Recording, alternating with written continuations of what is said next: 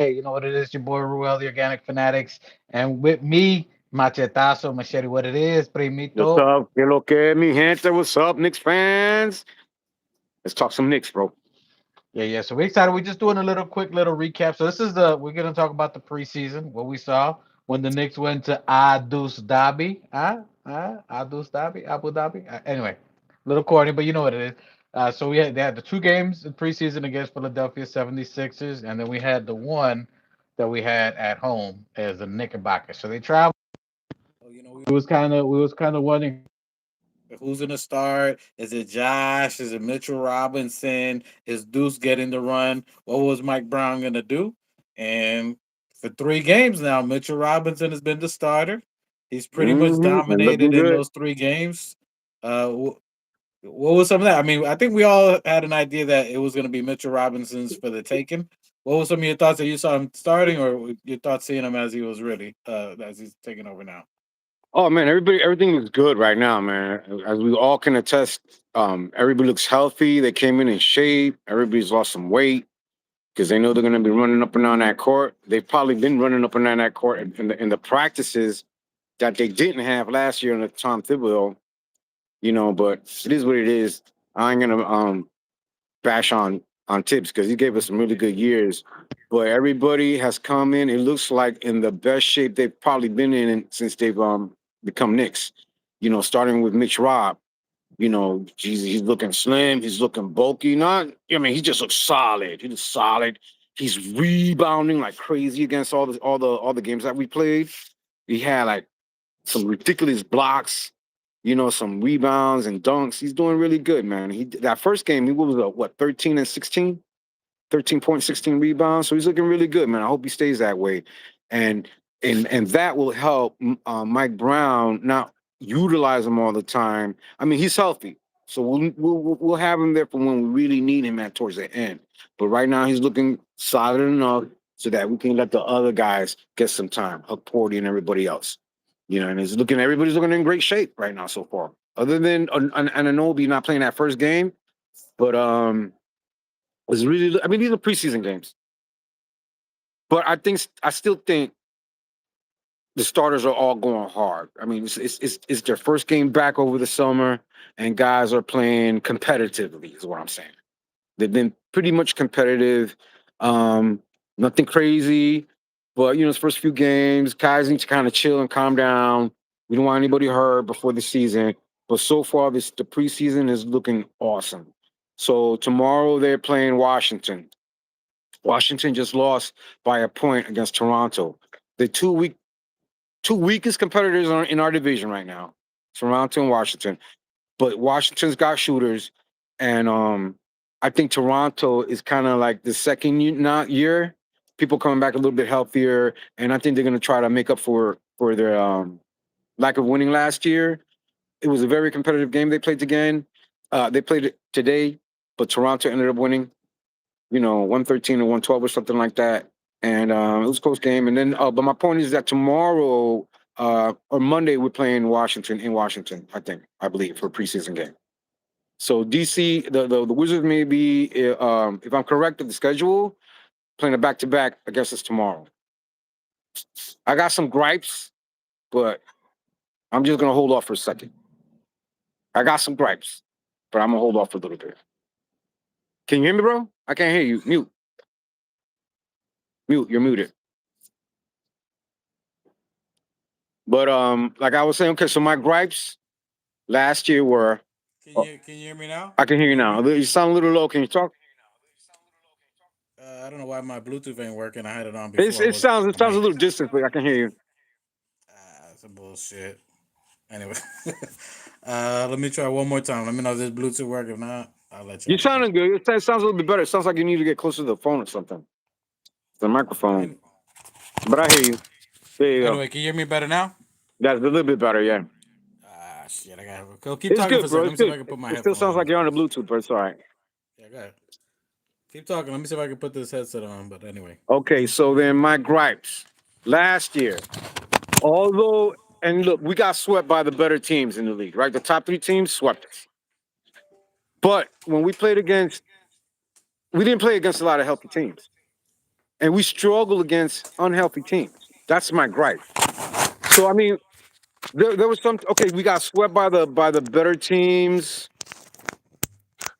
and but we also struggle against the weaker teams, unhealthier teams. I mean, we had a better record overall, but we still struggled in games against All right, weaker can you hear me now? teams Can you hear me last now? year. A little bit, yeah. I can hear you, bro. I can hear It's you. just all right. Sucks. Hold on. Let me try. So You're good. anyway, Talk. You're good. You're good.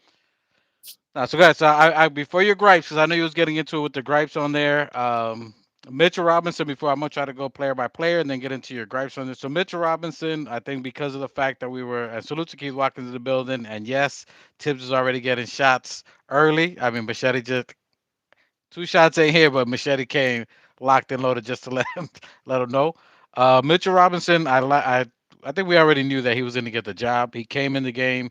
This is the first time you can see that what he was practicing in the off season, with the big man coach, you know, of feeling the body of another person and rolling off and dunking and being ready to lob. What? That take advantage of him. Pause. Uh, Clarkson was looking for him. Clarkson found him 2 times, so you can see the style of the game that we're running. Him being either a trailer or setting off the picks. He's able to catch, lob, and rebound. So that was a big point as you were talking about. I think you said 13 and what was his first game? 13 points and what, 11 rebounds? Something like that? I can't hear you. 16 rebounds. Huge, monster game. So you're talking about 13 and 16, which is huge. So you already know he's going to continue doing what he's doing now, which is dominating the glass. And then you got others that are actually looking for him. Clarkson, in the first couple of games, you can see him just probably maybe forcing his shots a little bit there. But the fact that he's able to go through that and still try to find others involved in the game, Mitchell Robinson is huge. He's key into the game. So he was what we basically expect a healthy Mitchell Robinson to be, which is Yeah. a game changer. I mean, Philadelphia, even though they had some of their talent that wasn't there, we started off a little slow, so you saw the game. They're trying to get used to this fast running pace. They're trying to get into the tempo, getting used to the running. What do you think about that? Now that you're seeing 3 games in, Mike Brown's system, they're running. They're trying to get back on defense. They were a little off the first 2 games. You can see they're trying to figure out the system. You're seeing Jalen Brunson maybe a little bit lost trying to get into the system, but overall on the offense that you've seen so far on Mike Brown's offense, how does that look to you But in comparison for what you've seen before? it's a lot better. It's exciting. It's something new, something different. We finally have a bench that we're going to utilize. We got guys who, they're not the super best guys, but they're what's that word? Swiss Army knife guys. They're guys that we can really use. We got Clark's. Landry Shamro's doing some blocking. We got Brogdon in there who's is very steady, has very steady hands, court vision, great passer. I think he's going to be a great. If I pray he stays healthy because we need a guy like that, a good leader like we. The last time we had a good leader like that, I mean, he ain't no Jason Kidd, but he's like a Jason Kidd type. He did But he's have two not. turnovers though. He did have two He did. turnovers in the first game. It's still early. I'm not gonna put too much, but he did have. He, A, but we weren't losing when he was on the floor. If no, he anything, did. He did good, but I think that we you were can see those playing. 30-year-old knees. Well, yeah, I mean that's what I'm thinking about age, but like you said, we played we didn't play a full, and this is what I was saying about my gripe because I don't know if you heard me, but we did not play a fully healthy team like we did last year. So I was saying my gripe was that last year we got swept by the better teams. Okay, whatever it was, 7-0. Hmm. But also when we were playing against the weaker teams, they weren't very fully healthy. Weaker teams that we were struggling against to win. We won, but it was still a kind of a struggle. I mean, we should really breeze by these Salute teams. Zeph. Salutes Right. to the chat. Shouts out to New Knicks. 2 shots. Mikey Angelo, what's up, brothers? Shouts out Appreciate to that. y'all. Salute Zeph We Holmes. y'all always Appreciate you. here. Probably catch y'all guys on the next one. But right now, it's just me and my little brother right here. Hold me And so down. Go ahead. what I was saying is like, my thing is I don't want us to go through the same thing we did last year with the weaker teams. We should be uh breezing by these guys. But being that Uh, we're a uh, new team again, uh, once again, a new I, squad. but The weaker listen. teams I'm talking about. the Yeah, weaker but you teams I'm don't talking you about. don't you don't think because it's a new system that I think this is where the expectation is gonna be where people start getting lost. They're gonna start getting mad because I agree with you. We're a good team on paper. We got a lot of good talent. We still haven't figured out the final roster spots, and we could be really really good. But I do think there's gonna be a little bit of a lapse early in the season because of this new offense, the pace Yeah, that we're because gonna you be have a new running. learning curve. Because So of the that's what learning curve. so the part of us being really good, there's gonna be some times that it's not gonna look as crispy. We're still gonna be, I think, at upper echelon, obviously towards the end. But I think we need to taper some of that expectation because I think some people are Yeah. gonna take that and then they're gonna lose their shit when we lose to a Washington team. Look, this is the organic fanatic show. We tell you, we We ain't cut it tapering shit. You lucky New Knicks was in here. We tell you shut the f up. But 90 my and 0. point He is, said we're going my 90 and 0. but we are from what I heard having the first 9 games are gonna are 9 out of the 12 first games that we're playing are gonna be at home. So that means that we're gonna get a lot of practice or have time to practice, not only during practice, but in actual home games. We talking about practice?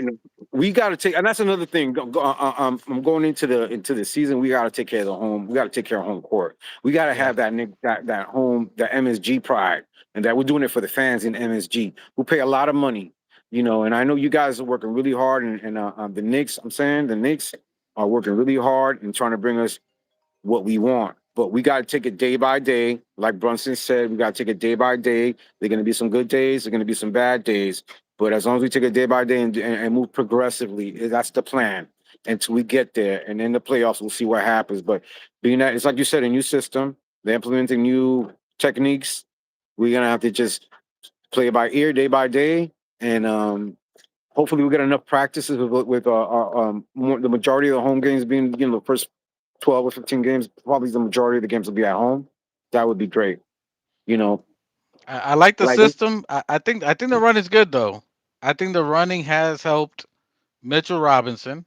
As you can see, this system, he's not just doing calisthenics for no reason, just running, not getting any payback. You can see Clarkson running slow, advantage of him, but two other players we have looked really good. What are your thoughts on the pace, the cutting, and how Mikal Bridges has adapted? Because out of anybody, he looks like he's in playoff form right now. yeah, As far as man, he's just he, getting started. He's just yeah. getting started. We're giving him exactly what makes him comfortable. Now, And but do you think it's the offense, the system that he's going, or do you think the pressure of the contracts are out? He already had a year with the team, enough of the criticism already that man, he I don't signed think the he's hearing any of extension. that noise. I mean, I think he's ready. I think he's ready to get into the playoffs, man. I think that he's got his team behind him. His team, meaning Brunson, Josh Hart, you know, and the rest of the guys that he's played a year with, a full year because he played all 82 games. So he's been in every game. So the continuity is gonna should be immaculate with when it comes to Bridges. Um, Deuce is looking good. Once again, he's one of the older guys that we've had stay around. Other than Mitch, he's the second Hmm. longest tenured Nick, and so the camaraderie that we have. That's why this whole Giannis talk, you know, um, yeah, and okay, that's a whole nother subject.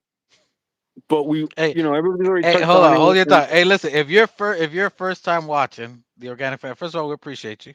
I see a couple of likes up there. Like it if you're gonna subscribe. I listen. I try to have a structure to try to lead the conversation, but we never structure. My cousin will go all over the place, but that makes a conversation. That's how we float.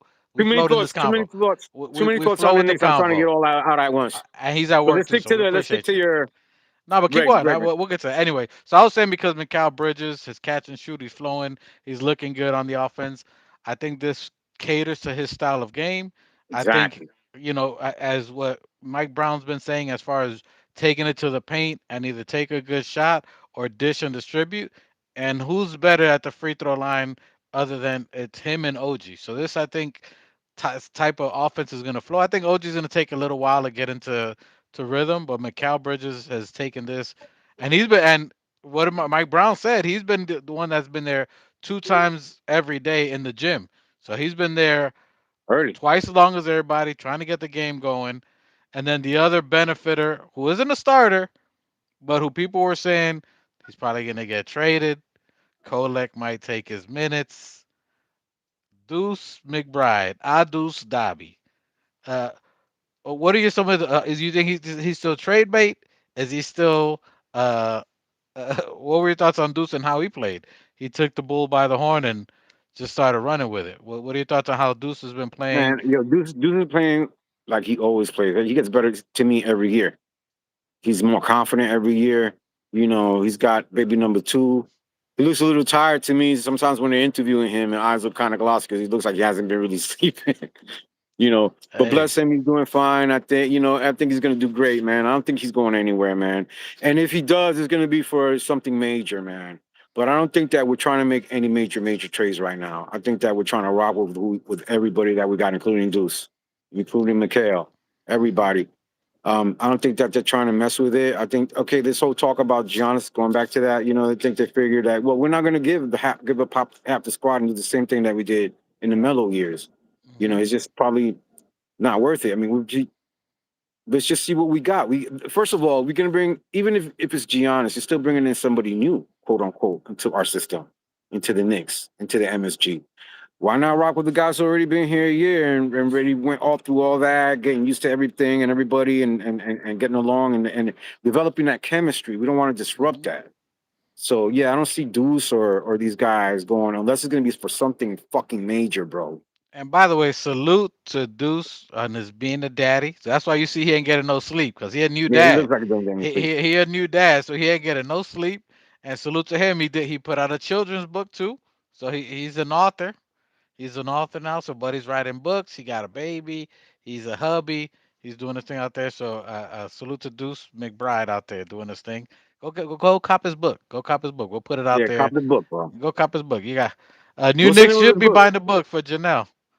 Janelle Nedia. You should be copying that book for her. Anyway, Shouts out to Nadia, Janelle. eh, and so I think Deuce has been balling. You see, and this is like we were saying with Mitchell Robinson of how he's been training in the offseason with the big head coach, working in the post paint, creating off the offense. You also see that with Deuce. If you're looking at Deuce, Deuce has been working off. Last year he was struggling how to get off, like get someone off his back, a first step move, a dribble drive move. He was struggling with that last year. And this year you see him, he has that move. He has the 1-2 pound the ball once and drive. He has the James Harden kick back off to for the three. He's done that two or three times already in this offseason. He's looking good. He's getting at least a foot of clearance. He's not forcing a shot. He's running and gunning. So I think Deuce is looking really good. I think he slammed the door on any conversation of trade talks for him being traded, especially for Kolek. So Deuce, you got Mikal Bridges and Mitchell Robinson thriving in this offense here.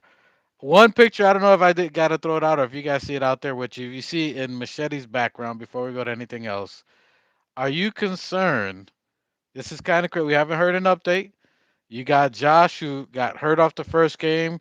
I'm not sure if it was a muscle spasm or back spasm, We're or they back. just, or they could just be throwing it out there, or was it? Do you think his finger? Any of this linger? Does any of this linger? And do you No, they're think it's saying something? that they were saying that he was out the second game and the third game because of back spasms. It looked like he had a back spasm. So he may just have to rest. He's gonna have to rest and get better because his back's no joke. You gotta be very super cautious with stuff like that. And we're gonna really, really, really need him. So it could be minor, and they just taking super precautions to start of the season. We don't need him playing any preseason game if he's got a back spasm, though. Yeah. So let him rest. Let him come back. Josh is a dog. He's an athlete. He's a baller. He's a baseball player. They're tough. They play with broken fingers. Baseball ball, but he's a baller. Josh Hart is a fucking baller. He's a basketballer and he's a baseballer. He's a sports guy. You know why though? I mean, because he's a Yankee fan. So I mean, as a Yankee fan, we only know how to do is, you know what I'm saying? Well, unlike the Mets, who are just soft and crumble Bro, we're under not gonna go pressure. there. We're not going Yeah, there because unlike the Mets who you're crumble under pressure, You know what I'm saying? Well, You shouldn't be Yankees. You talking know, shit with your blue and orange New this York. is You the look like only. a This is Mets the only. fan. We didn't This know any better. listen. I ain't no metropolitan. Okay. What the? Come I'm a on, homer, Bronx so Bombers. I'm a homer. I love all my New York teams, man. I All love right. every even I, the I'll fucking I'll let Jets. I'll let you use the escape clause, the emergency hatchet. I love all the Knicks. I love all No, New I do, I York. do, I do, man. I haven't lived in New York in a minute. I'm a homer. I love all my teams. You know, when it comes, I put them first. I don't care who the fuck they are. That's my squad. But anyway, back to the Knicks I'm sorry. and I'm sorry. Sorry. Josh Too Hart. I much. mean, you know, he's gonna be fine, man. I think he's gonna be fine. We need him healthy. We need him back. We need him very well rested because So you think they're just taking a precautionary thing of just having them like, oh, yo, just rest. We don't need you. We're evaluating people anyway. We're trying to see who's gonna make this team. So him playing, we already know what you could do: run and gun, rebound. We know what you could do. You're a proven commodity. Just chill, rest, heal. You do you think his finger has it? You think they look at the finger and try to get surgery early and see if he can make it back for the end of the year, or do you think yeah, finger you surgery. Woo! He could be out a couple of months, dude. He could be out fucking past January, February like if he does a April? I finger mean, that's surgery. but that's A what I'm saying with all broken this stuff finger. going on. I had I had a fractured foot, and I had to sit for it to completely heal. Completely 6 months. Like 6 months for it to be completely healed, and I was already ready to go after 2 months. Yeah, but that's a foot though. Finger, I mean, but I hear you. I mean, salute to Daniel Berry Sports. What's up with you? Appreciate you, my brother, tuning in. All of the chat, you know what I'm saying? Zeph Holmes, Keith Watkins. Appreciate all of you guys in the building. Love the chats on there. Appreciate you guys. Give us some comments, some of your thoughts on what you guys see in the preseason. I'm reading all the chats, so whatever you guys thought that you've seen in the first couple of the games, anything that has stood out to you, any questions you guys got, we'll read it out. But I don't know, man. I definitely think they're doing the wait and see with Josh as far as, you know, precautionary as far as him with his back. I think they just need to just let him rest and chill. And when the season starts, just do your thing. Hopefully they tape up the finger and are looking at it, making sure they got a right type of splint for him. Because you know, as he's driving in the lanes, people swipe down and can hurt his finger. So I don't want anything to linger. So hopefully, you know, that's something that we can address prior to. Um, what are your thoughts on Jalen Brunson? He looks like he's been struggling. Do you think it's just him? I mean, he's cerebral. I think he'll figure it out overall. But you think Yeah, he's struggling to figure it out, or he's just trying to find his he'll way? figure it out by then. By the season, he'll figure it out. You know, I think that he went back to his old hogging the ball for a little bit because I think that he tries to play hero ball a little bit. I still think he does that a little bit. He did that last couple of times. Did a few times when we were playing last time, the second game, or was it third game? It was one of these games, one of the last two games where he was like kind of like just going running across in the transition, just hogging the ball all to himself and not looking and just trying to make the basket and missing. He did that a few times, kind of pissed me off. That's about the only thing. But I think it's just him trying to trying to I guess cope or figure out a way to score when things were not looking like they wanted, and he kind of like he resorts back to doing the same, fucking trying to play hero ball.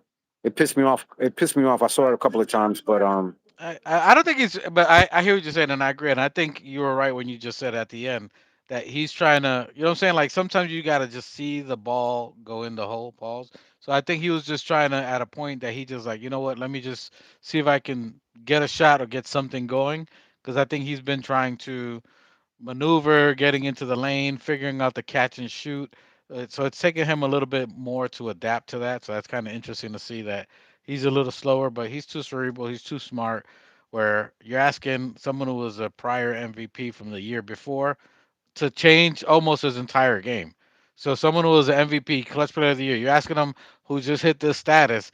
Oh, by the way, I want you to do something other than what you were doing. That's kind of hard to say, especially for someone a top dog in the league to be like, I just want you to run around and catch and shoot or figure it out. So he's trying to find the right blend of how he can be still Jalen Brunson and still do what Mike Brown is asking him to do. So I think that's kind of tough, and I think that's going to take a little while for him to do on there. So I don't know. I do see what you're saying, but I think it's him. He needs something as a confidence builder. You know what I mean? He needs to see the ball go in, and and just lets them go. When he has too many shots, it's tough for him mentally. But so Hmm. you could see he tried to force it because he did do a Yeah, couple of passes. He drove it. that's one. He passed it to McCall. McCall shot it. He passed it to, So he did the right move. But when he's not seeing results, or he's not Yes, able to work, where he doesn't come back to him to get a yes, shot, yes. he's like, you know He what? I still think does that. he still does it. Hmm. And I think listen. In all honesty, I think it's gonna take about 15 to 20 games before you're going to see the real Knicks of this year with this system. So I don't think it's going to be as quick that you're going to see people, oh, we're just going to be running out the gun, getting 8 games in a row. So I think it's going to be 15 to 20 games before we start actually. Yeah, All yeah, right, yeah, I got this. You know what I mean? Maybe by the yeah. I hear Christmas you. game. So what are your I'm thoughts sorry. on? I'm sorry. I'm sorry. No, you're good. You're good. What do you think? What are your thoughts on what the talks about? So in the games you've seen Shamit play. Shamit's played in every game. He looks good in every game. So you can pretty much see that he's pretty much solidified his role. You're seeing Brogdon get minutes, as you were talking about. He looks good when he plays well with his other team. He's a little slow-footed, so he's looking. He had a couple of turnovers in the first game. He had two sloppy ones that he wasn't paying attention to the person creeping behind. He's a little too cerebral for me to let that ride out. You know what I mean? To see that he can't play that. Brogdon, I think, can get the last position. I think you would want him to get it as a backup point guard. He still looks a little slow to me, but he's very smart. He's gotten to the line. You've seen him coaching Hook Porty, getting the players involved in the game. Kat has said he loves Brogdon. He's always had an admiration for him throughout his NBA career because he's a very smart guy. They say he wants to run for president. That he's that heady in the game. That he's very smart. I don't know about the political aspirations, but he's a pretty smart guy. So I think he can definitely make it. Thoughts on your thoughts on Kolek and them playing? They've been playing Patcom Daddy A. Do you think they're showcasing him to try to get it? Because we're in a win now. So do you agree with the using vets who have experience in the NBA, or try to figure out something with the youth? I think it's a little combination of both. I think that or they're showcasing them or they're letting them get practice. It could be a combination of both. I agree with Raw. Shouts out to Raw Hebrew with what he's My saying. I guy. saw this segment earlier today, and he was talking about people don't understand numbers, and I'm one of those people. And he cleared it up. And no, but it makes total 100% logical sense of what he's Yeah. saying. I like Yeah. Kolek. I like, he's a little small white boy. I think an exceptional passer. I like that his court vision. I like how he can see guys at the last second and they can still find the ball. I like his hand. But he's just a little guy who just gets beat up. I don't think that he's physically strong but he's got like great court vision, dude. I love this passing. I love his court vision. He needs maybe join the gym a little bit more, get a little bit bigger, a little stronger, but he's fast, and I think it's what Ross said. Okay. I mean, listen. The Don, even when we were trying to sign people, Leon Rose, even prior to signing Clarkson, even prior to signing Yabusele, some people call him, but as they were trying to get him, he's one that they like to evaluate and know that not only their numbers, but to know the value of their players. So they already knew the value they're asking. They're constantly making phone calls for trading. That's how the stuff for Giannis is coming out now. They were calling months ago in the summertime, before summer, right after the season, throughout last season, of trying to get an evaluation of what players are worth, what their picks are worth, even their existing players now. What's it going to cost to get them, keep them, acquire them? What's a good contract? That's what you're talking about, Raw, that they gave. You talking about Kolek, $3 million, his amount that they gave Daddy a guaranteed contract too. It wasn't that they're really that good. Is that's a good number where it's tradable, where you can get, as what you were talking about today, getting veterans, league veterans that are willing to come, and that you can pay a decent amount of money or trade for. And then so you got these veterans in these preseason games, Matt Ryan, Matthews, guys that something that Knicks haven't had in many, many, many years, like legitimate shooters. Shamit was the only other one that we got last year, other than Dante. When Dante came, we've never seen that type of shooting as a scorer in Knicks history that I could think about. You know, that someone that was coming in and killing. That's why you saw Dante when Dante got traded. It was something that people were crazy. We never had that except for Houston. You know, we had a Houston, but killers like that we don't have in abundance. And then you got players that you can get for the minimum, a Matt Ryan, a Matthews. These guys that Matthews came in and hit what 3 or 4 3 pointers in a short amount of time. So there's someone that's a legit flamethrower. And do you get rid of a legit flamethrower and let him go to another team, another playoff team that you could possibly face, or and just to keep young kids who probably aren't going to be around or even play for 3 years? Or do you flip them, which more than likely is the case? And I think they looked at Kolek, they saw what Kolek was worth, and Kolek's value I don't think is as high as we think it is. So I think that if they were going to trade, which they could have got rid of him and made one spot and got rid of him to probably Brooklyn, but Leon's too cheap because Brooklyn was like, yeah, we'll take him, but you got to give us a second. You know what I mean? Where now what you're seeing is you're seeing Dadier getting playing burn time till now. Yeah, I'll give you the 2-for-1 special. I'll give you Dottier and you give me a first. You know what I'm saying? You give me a first, a low first, and make you know what I mean? Like I'll give you Dottier and Kolek. You get a 2-for-1. Give me a low first and some cash or something. That way it'll go into the books. That's what I think he's doing because I think he was gonna get rid of Kolek, but he had to give something up for Kolek, and now he's like, you know what? I can flip these two and get something for where I'm not losing out any money or any picks where he's getting something back. So Don is always looking to get something back. I don't think it's gonna be a high first. It could be a 30 pick, something like that, or just something where you can get rid of them but get anything back. And it also frees up that 6 mil. Then you can sign these guys. You know what I mean? And then you can have that pick, and with maybe get a first, which we don't have any basically right now. But then you can start acquiring some assets again to where if another quality player, I'm not saying Giannis, but another good quality player that we can get, then you can flip these low budget guys, you know what I mean? Or and también if you get rid of Kolek and Dadier, what's more valuable right now? A Matt Ryan, you know what I'm saying? A Lynn, a Len, Exactly. so you got these players who have experience that are easier to flip because they've been in the league already, who got experience. That if you flip them to another team, they're willing to take them because they can waive that contract or they're experienced enough that they can use them compared to a rookie. You know what I mean? So that's why I think you're seeing Yeah. that going on now where they already know their evaluation. They're going to play him. And Dadia, I hate to lose, but in 3, 4 years, he's going to be a menace. But we can't wait 3, 4 years because we're in a win now. You know what I Mhm. mean? So that I that, agree. that sucks for me because I like Dadia, but we ain't got 3 years. I mean, we got Matthews. I like Matthews because he's like a shooter. He's like an almost a Steve Novak. It's like our Steve Novak that we used to have. And yeah, I can understand getting rid of Kolik. His handling for Matthews 3 pointers. I take Matthews. He's a little Yeah. bigger. He's 6'4". He's over 200 pounds. He's not a little guy, five, whatever. He's like 5'9" or whatever. He's 6'1". Yo, but I mean, But if you like but we you can't could have go a ahead. bunch of small players because we already got Jalen Brown. We already got Jalen Brunson. We got Deuce. I mean, these are guys that are on the 6'5". You know what I mean? And we can't have like a whole But as talented as he is, we can't have like a bunch of but little short guys out there. I you think talking because about that. Kolek? You talking about Kolek? Yeah. Oh yeah, but that's what I was gonna say. Like even him, let's say you got, even if you have these small players, but if what's scarier to other teams that you have Dadier, Kolek out there, or do you have with Shamit, or you have Shamit, Matt Ryan, and There then you go. Matthews out? And Who are you Matthews. gonna? All of them are gonna light up a three. You know what I'm Mhm. saying? Like you can't cut. Second. Mhm. You know what I mean? Yeah. All of them are See, we're flamethrowers. playing DC. We're playing the Wizards tomorrow. The Wizards are supposed to have a bunch of shooters, dude. These guys. It wasn't a very high scoring game. Was it 112? They got 112 and they gave up 113.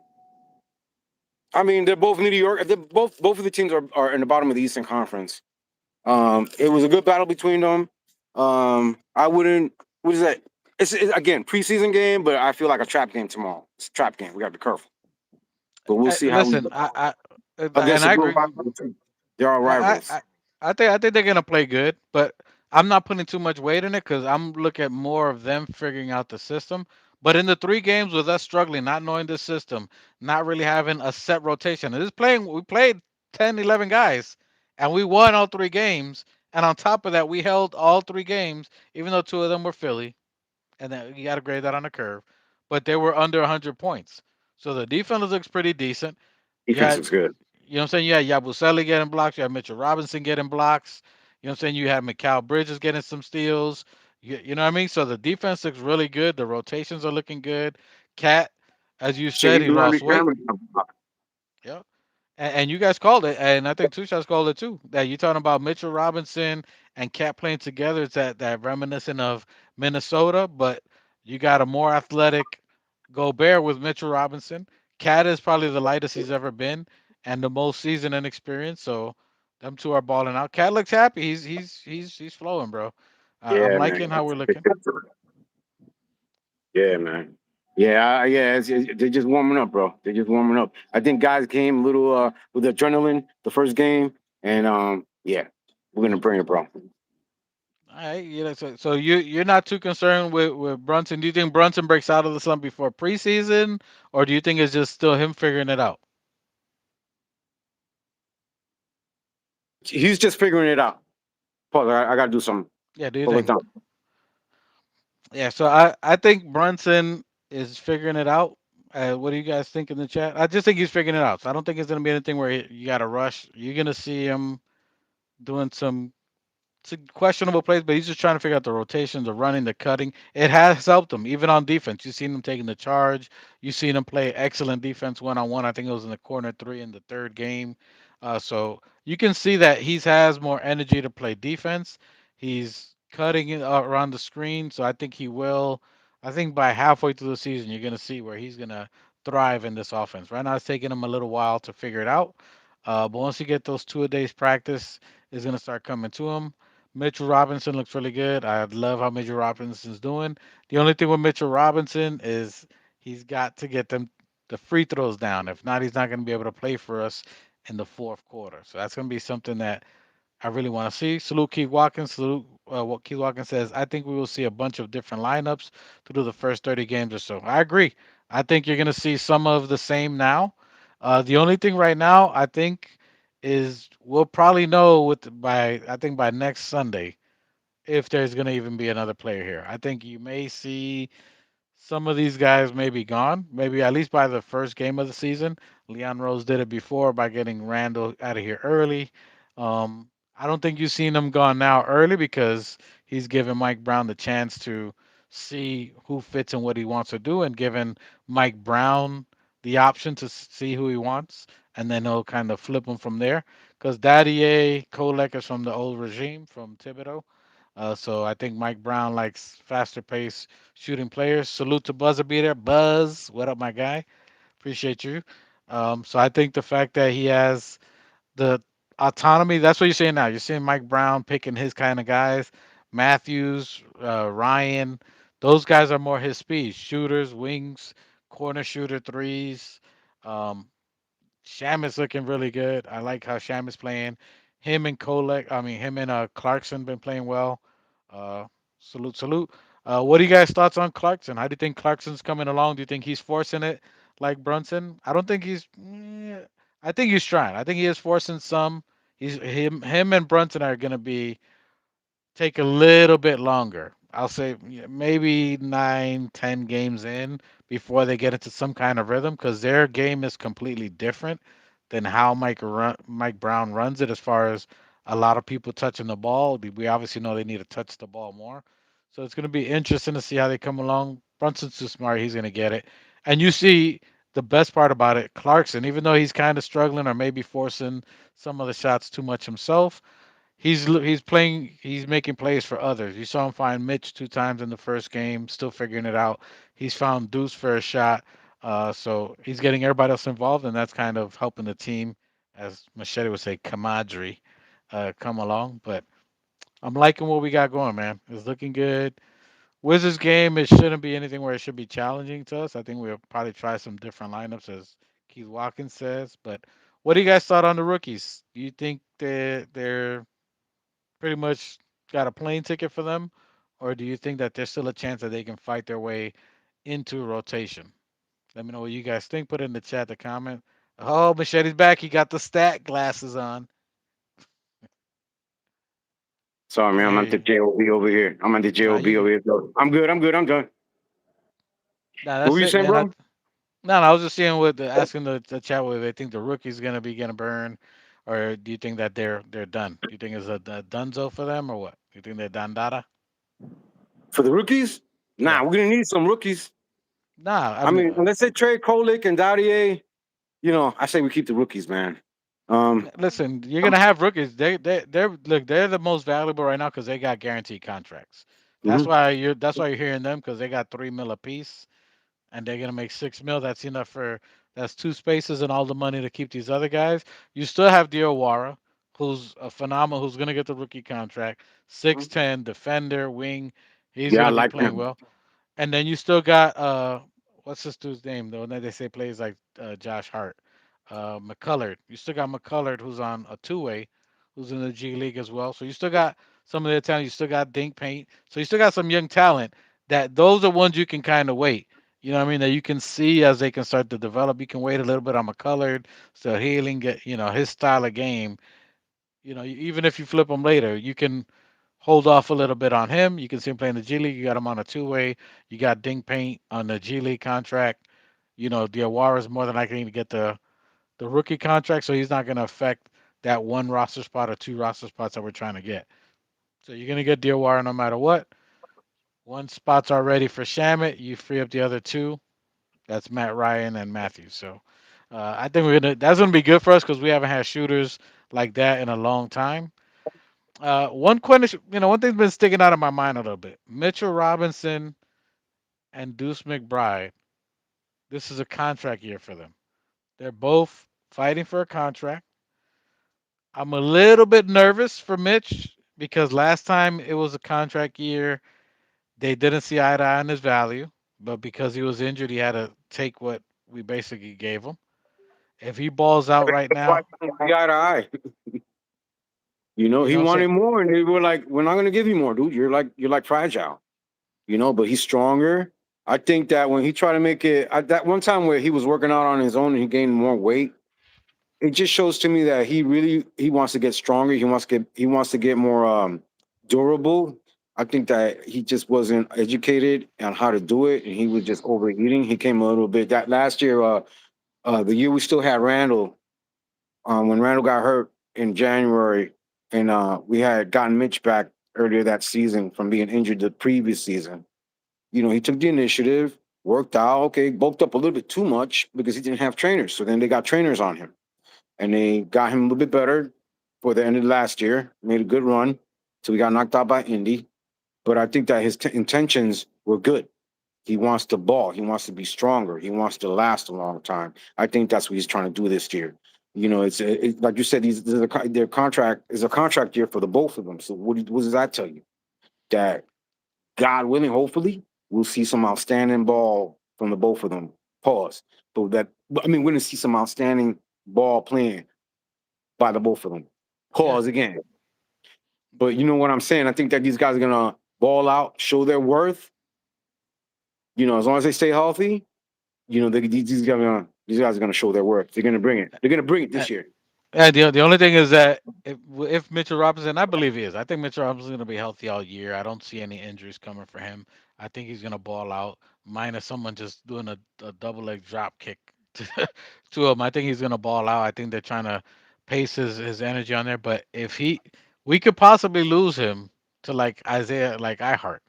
You know what I'm saying? I'm not wishing it out there, but he could ball out like how iHeart did, and I'll play what we want to pay him and we could lose him in that aspect, to another team. Hopefully that would be the best case scenario for him, not for the team. But I hope something like that happens for him, that he just balls out incredibly, and hopefully he gets paid like that. But I think that's gonna happen for him. So and Deuce is gonna get he's gonna get good money. So all the players we're trying to get now, these veterans at low money, is also to have a sure thing.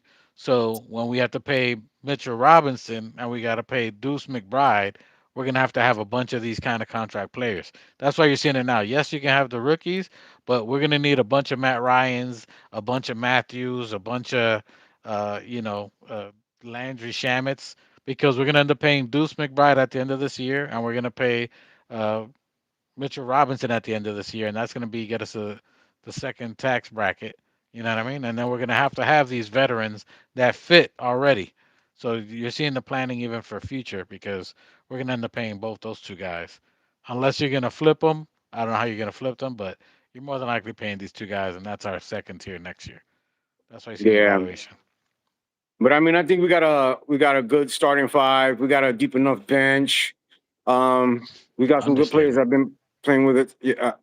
Yeah, we got some good players, man, in Deuce and in Mitch Rob who are gonna ball out this season. You know, we got an arsenal, man, and this is it's like I was watching Ian Begley earlier with the. Did you see that Zach Lowe ridiculousness? Did you No, see that interview? That's the kind of shit. That's the kind of mentality. These ZL is one of those guys that hated on the Knicks, hates on the Knicks, was always talking shit. Now he wants to jump on the bandwagon. If you watch that interview and the ridiculous suggestions that he was making for the whole Giannis thing, and just his suggestions that the Knicks should who we should be trading and packaging it away. This whole fact you talk about stupid 2K fantasy shit. If you want to go see some bullshit nonsense, unless you want to get pissed off, rage bait, go watch that interview. But I mean, other than Ian Begley, he's the only thing that was on there. You know, but you got to listen carefully to what Ian Begley is saying. When he talks, he doesn't give too much. He talks like he's very subtle. He's very his interview was very stoic, you see in his face. You know, in the interview in that ZL podcast. Um, but you know what he says. You got to really listen to what Ian Begley is saying because he tries to, he knows a lot. He says a lot less than he knows. He says a lot less.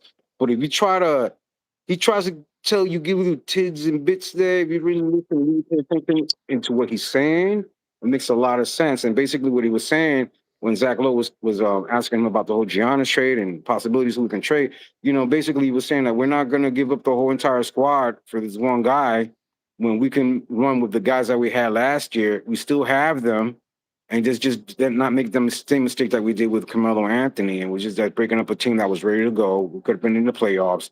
You know, this is a team, a full squad that we got back that went to the Eastern Conference Finals. Why would you want to break that up, even for Giannis?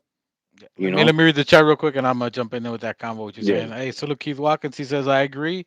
Mitch could price himself out of New York and with his play this season.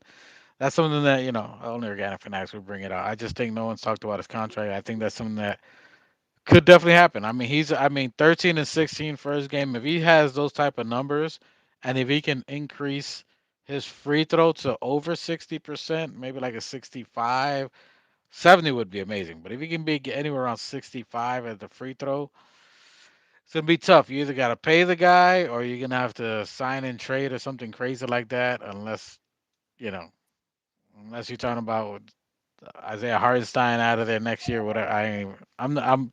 You're gonna see someone's gonna take that and run with it, but I just think he's gonna have a phenomenal year, basically, and to the point that we either gotta pay the man or trade the man, and I don't want that, but he deserves it, man. You know what I'm saying? After all these years, 8 years, he deserves a payday. He Yeah, deserves a payday. So whatever it is, he deserves. He worked really hard. He sacrificed his body for the team. Still got us to three playoffs runs. You know, with him. You know, even though that last one, man, yeah, I really don't fault him being injured because of him. It wasn't him, bro. It was fucking Embiid who, went out there and took him out, bro. That was not right. And I think that he's gonna get his. We'll see. We'll see when we play Philly. Keith Watkins agree with what you just said right there. He says Mitch isn't taking a discount this time either. His agent keeps hinting towards wanting 20 plus. If he stays healthy, some team is gonna give it to him. Someone like the Lakers. Listen, I agree. I agree. That's why I said he's gonna get it either way, whether we give it to him or not. Worst case is we give him a sign and trade type of thing, which hopefully not. But he could get a 80. You know what I'm saying? The last year, he's young enough, healthy enough. He can get a 60. He can get a 80. You know what I'm saying? He can get up there. And this will be his pretty much his last bag. He's still 27, 28 years old. He's 27. He's Yeah, he's still still very stupid young. young. He's So still he's still in young. his prime. He's incredibly experienced. He knows his body now. He's been healthy. He's been injured, so he knows how to avoid. He's worked with the big man coaches. That's what we were talking about earlier of how to land and position and use his body so that way he's not getting hurt. He was working on that all summer. So I think he's easy to Bro, get you that know what it bread. is? Even in the preseason game, for you to come back into an NBA game, preseason or fucking not, and get And this was 13 points and half a 16 game. rebounds. It was half a game. He played two Yeah, quarters. Two quarters. 16 In two rebounds. quarters. In Now, two okay, quarters. you playing against nah, they were starters. It was against the He starters. played against the But starters for two quarters. Drummond was it in was the against game. Drummond. So I mean, yes, older or not, but listen, these are NBA veterans. He wasn't playing against rookies coming out. This was two Exactly. quarters It wasn't against like it was the bench he experienced was playing players. against. It was against experienced players. But like I said, I mean, and Drummond's no joke. He's a big, heavy, strong guy, man. He did hit that one 3-pointer in that game. But I think also that the fact that these guys are dads and they have children, and I think that's just more motivation and more fuel for them to really go out there and make that cheese. Hmm. Secure their bag. Um, for Deuce, he's got kids coming up. For Mitch, he's got a daughter there. That he loves, and they're all growing families. Josh Hart, Jalen Brunson. We all, these are young guys in their prime, who are peaking, and they're making a good run, and they got a good squad, man. They got a good solid squad, really, for real. I mean, you Salute, know, salute to Buzzer Beater. Buzzer Beater says we need to keep a few rookies, even if it's in the G League. When we made the '90s run before the G League and didn't win a chip, they broke up the team and the cupboard was bare. So I think that's what you were saying. That you still want some rookies. I think New Knicks has said that. Listen. I agree with you, Buzz. It's just who can you keep, right? So that's what you see in the evaluation now. The ones that you're hearing about being traded or moved is Kolek and Dadier because they got a contract too. Not only because nobody likes Kolek, he's got $3 million. You know what I'm saying? So you got to make money work, money match. Whether a team waives him or that frees up 3 million for them. You know what I mean? So there's other options for teams. How does that benefit them? Because they got contracts, you can match salaries better with three of Dadier's. Dadier is promising because he's 6'9", 6'10", whatever it is, anywhere from 6'8" to 6'10", depending on the sneakers. Young kid. The kid is good. He's got talent. You know what I'm saying? He can shoot. He can defend. You can see he has decent feet. But for someone to move that quick at a young age, he's 19. A lot of upside with the right coach and right training. So his value should be tremendous. And that's why I think Don will package him for the 2-for-1 deal type of thing. So that's why you're seeing these guys. And then that's why I was mentioning Dink Pate. Dink Pate, you got a J League contract for him. He ain't going nowhere. He's gonna get, I gives him another year or two before he comes next year and try to fight for minutes against the Matthews and the Ryans next year. Can they outplay these guys that we get now or whoever the veterans are at that point in time? So work on your game this season in G League and try to beat out these vets next year. Same mhm. thing with the other guy that's like Josh. You got him McCullard. You got McCullard who's good enough now. McCullard played very well the first game. McCullard is pretty much breathing down some people's necks. I think he's got the two-way contract. He can still be called up. So if there's times that the team's struggling, someone's hurt, you can call him up and he can play up to 50 games. In the G League, he can work on his three-point shot because that's the name of the NBA. He's got everything else. He can drive, he can pass, he can assist. He's a good playmaker. He's got a very solid game. He's got he can finish off the glass really well. So there's still a couple of things he can tighten up, and that gives him a chance to do it in the G League. You got Diawara, who's a rookie right now, is going to get the rookie deal. He's going to be on the team. He's going to be looking at these players play. He's played in the preseason now. He's going to get some burn. So Diawara, I think, is someone that can keep going. You know what I mean? So that's some. So you can see some of the young guys there. Keith Watkins also says I keep agree. I also agree with keeping some of the young guys. I just want them in Westchester where they can play and get better. That's what we're talking about there. When it's time to start rebooting, then we'll hopefully be ready to come and either bridge the gap or take over. That's what we're just saying. They got to develop the skill to compete. So right now, yes, you can be on the team, but do you think can you breathe? Can you fight for these dudes next time when it's summer league? When it's time for a training camp, can you outbeat these players right now? And that's what it's looking at now. Yeah, man, this is going to be a team with a new identity because we have a new coach. So this isn't Tom Thibodeau. This is TT's team anymore. This is Mike Brown's team. So we got to implement his rules, and it's looking really good. He's making quite an impression. People are liking him. They like his personality. They like how he's very he explains things. How he's very personable. He's a good communicator. It seems. Um, I really like this guy. The few weeks that we've seen him, Mike Brown. I've always liked Mike Brown. Mike Brown. I've said this before, man. I've always felt like he's a black man in this league. He does well, and I'm pushing from him and I'm rooting for him. I'm rooting for his squad. I root for all his squad. I watch him against other coaches, and I root for Mike Brown every time. And I'm glad that we got him on our team. Um, at the time when Tom Thibodeau, because I like Thibs too. When I like what Thibs was doing in Chicago. I like what Thibs was doing. Hold on a second, they're calling me. All right. So while he's doing that there, Buzzer Beater says, "Give me a number." I got the Knicks at 58 wins as a floor and 60 wins as a ceiling. Keith Watkins says 55 and 60, or 55 to 6. Keith Watkins, do you mean from anywhere from 55 to 61, or that's the record you're seeing from 55 that we get in 61 losses? Or help me know what you're thinking out there, because that was a big number. Anywhere, or are you saying anywhere from 55 to 61? Salute, Nathan. Salute to you.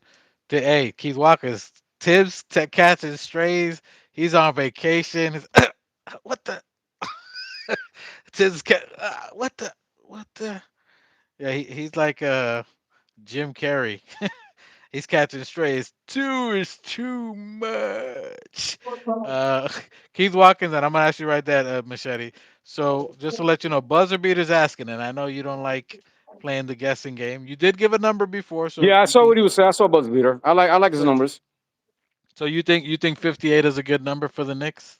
I would love 58 wins as the floor, 60 as the ceiling wins. That's what he's. But so Buzz Beater says, "Give me a number. I got the Knicks at 58 wins as the floor and 60 wins as the ceiling." I love those numbers, bro. Let's go. I'm gonna I'm Let's gonna be go. honest. I'm gonna be. I won't say a bear of bad news. I said 53 before in the beginning of the season. I'll say 48 to 53. And the only reason I'm saying that, and I'm not saying that the team's bad. It's a brand new offense, brand new system. I think it's going to take a while for the team to get it. Like as we're seeing Brunson and Clarkson, these guys are scorers. So for a scorer, they know that you give me the ball and I'm gonna find a way to get a bucket. So it's a little bit of I won't say a little bit. It's a pretty big adjustment, especially someone who's a six man of the year, someone who's a clutch player of the year, someone who's an MVP candidate. For them to tweak that much of their game into the system where you're running and gunning and you're playing off ball more. You're not playing how you normally became successful in this league. So it's going to be a big adjustment for them to do it. I still think we're going to be successful, but I think it's going to take 15 to 20 or so games before the team you start seeing continuity and consistency. I think it's going to take a little bit, maybe around the Christmas time, and you're going to see some losses there. You're going to see some confusing losses. The team's going to flip out and they're going to go at Mike. So you're going to see some of those games, even like a Washington team. There's going to be other teams who listen. The Knicks have a bullseye on their back. We're seeing a 60 win team. We're saying that they should be the one. What do you think other teams are saying? They know that we're you know what I'm saying, we're big for our britches right now. We got a bullseye, as Everybody's Mike Brown said. They gunning for us. Everybody's saying they're gonna gun for him because they know that. Well, right now you got no Jason Tatum over there in Boston. You got no Halliburton in Indiana. So it kind of clears the path for us a little bit. So that puts the bullseye on our backs. I agree with you. I mean, it would be wonderful if we won 58 games, 58 to 60 games. That would be wonderful. But I agree. Let's not get too greedy.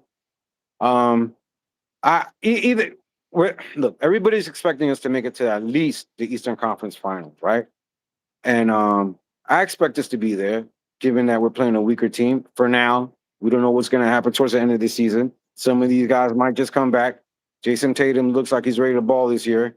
I don't recommend it, even though he's the enemy. Fuck Boston, but I mean, I don't. You shouldn't play for a year if you got a fucking Achilles and you really want to come back. You got to do what motherfucking Kevin Durant did and rest. And They're even gonna that, you rest might him, not and they're come back gonna get a defense. number one pick and get somebody in Yeah, his draft. exactly. They might be fucking. They might decide to lose so they can get a number one pick and then come back next year and whatnot. But right now is the time for us to make that run, and the weaker teams are gonna come after us. And this is what I was saying in the beginning. I mean, we did very bad against the better teams. We went what 7-0, but we got swept basically. But even when we were playing the healthier, or rather the weaker teams, the teams that we should be beating, we were still having a little bit of a struggle even when we were healthy against the weaker teams last year. You know, we forget that we were struggling against the weaker teams, even though we may have won. It was like hard wins against teams that we should be beating. And so I think those teams are going to come back a little bit better. They also going to be underneath their coach. Atlanta is they're going in the third year with Schneider. I Hey love yo, Schneider. What he underneath their did, coach. well, under their new coaches, but Schneider is his third year in Atlanta, and Atlanta is expected to do a lot better than they did last year, considering that they had a rookie, a second year coach last year. But they still did, they weren't too bad, given that they were. But hopefully, we don't go through shit like that with our new coach. We have a new coach and we lose some games because it's a new coach. We're not used to the system and stuff like that can happen. So I like your numbers too, the 48 to 53 wins, because you're not thinking too greedy. It's enough to get us into the playoff. And if we're still healthy, we'll see what we can do with it. I mean, whatever number gets us to the playoff. And I don't want to be no freaking trying to get into the play-in. I expect us to be at least number No, two we're in we're the definitely in not the gonna. division. We're just gonna make a late run. And I don't think it's gonna be as easy as people are saying. We're just gonna dominate because you got Exactly. to remember as we're coming up with a new system. Like you saw, look, perfect example when we played Minnesota. We played Minnesota. It was playoff atmosphere. They already have their system. They have their Mhm. players. They know what they're doing, so they're And their comfortable in their coach. rotations and their coach. And he's a They good they coach. I already like have that their system. Minnesota coach. Yep. Yeah. They have their rotations. They know their system. They know their roles. Everybody's good. And we're playing something completely new. So you saw we were Mhm. frazzled a little bit in the beginning.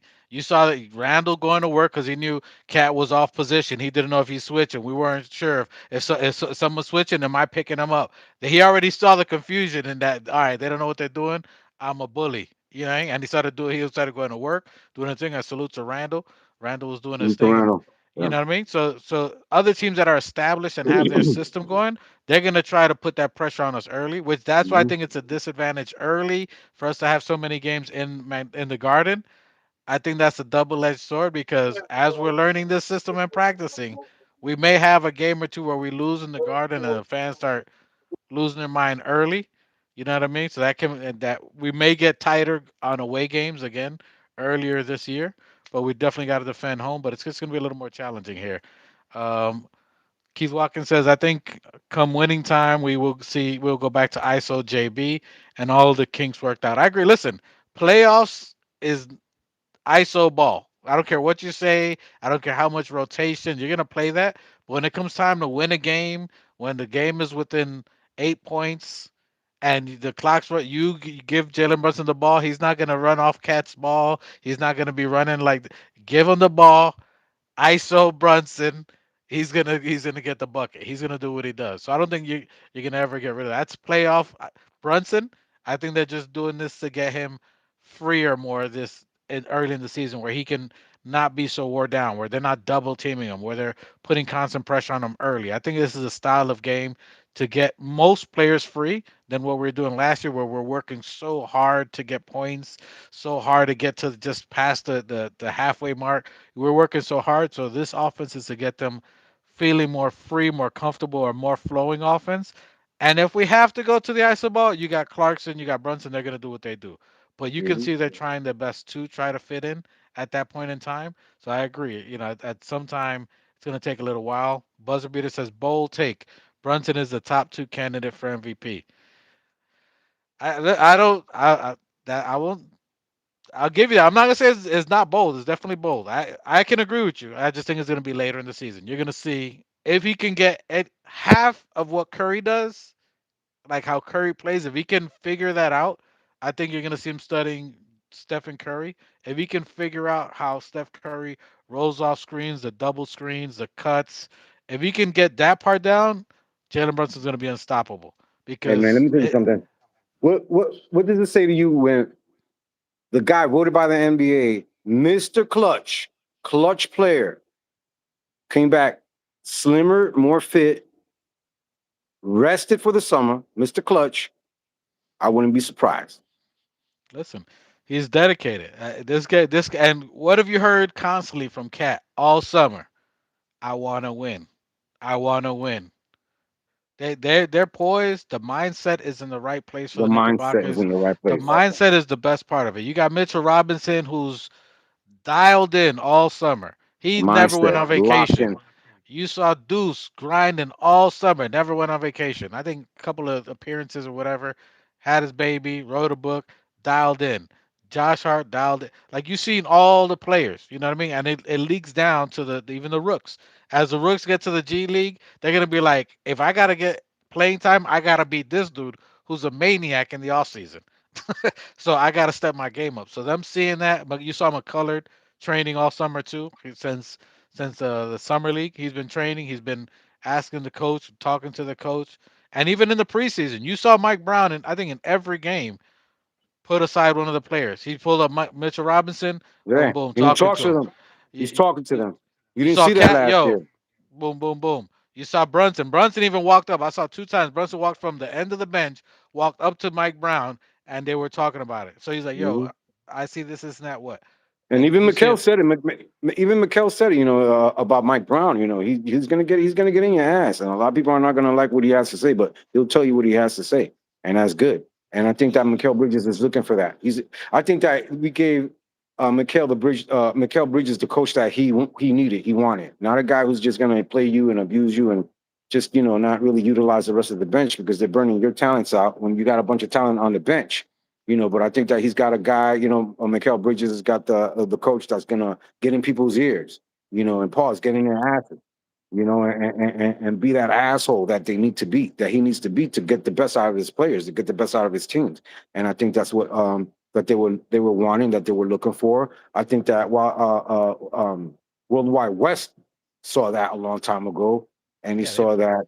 It, I think that okay, this is my thought. This is just my thought. All right, this whole last year at the end of the season, letting him go like we did, I think it was already planned. I yeah, think of that course. from from Hey, from Keith from what it Watkins, sounded like. Tim's still taking strays. Hey man, hey no, but no, I'm trying to make a point. Hang on a second. Yeah, It go ain't for it. taking strikes at him because it Uh is huh. what it is. It is what it was. You know what I mean? Uh-huh. But I think that what they saw was that he wasn't making changes.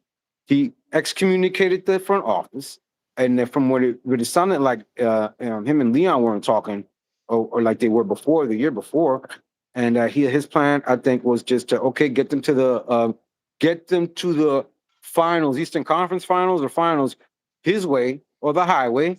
He got them to the Eastern Conference Finals his way. Back to Mike Brown. You No, no, hold on a second. But I go think ahead, that make your what it point. Make was your point.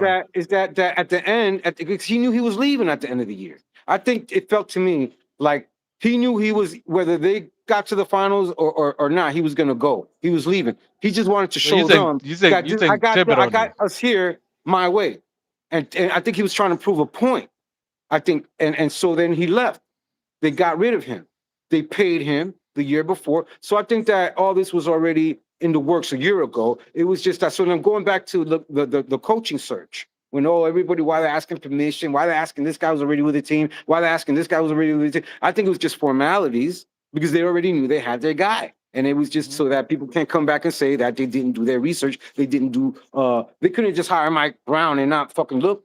You know what I mean? How would that look? Then everybody be bitching, right? But I think that it's to show the world that the front office did their due diligence, did their homework, asked permission like they should have, so that they don't get tampering, whatever, or if it was Jason Kidd decided to come or whatnot, I don't know.